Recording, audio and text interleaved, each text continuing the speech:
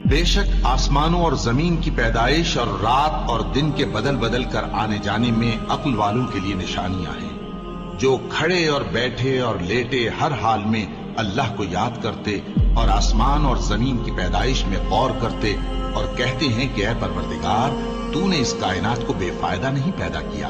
तू पाक है, तू क़यामत के दिन हमें दोज़ख के अजाब से बचाइयो।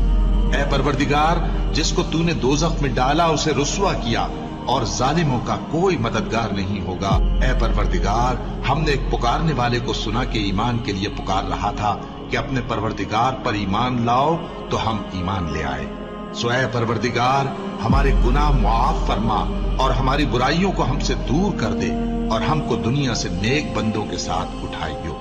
ऐ परवरदिगार, तूने जिन जिन चीजों के हमसे अपने पैगंबरों के वास्ते से वादे किए हैं वो हमें अता फरमा और क़यामत के दिन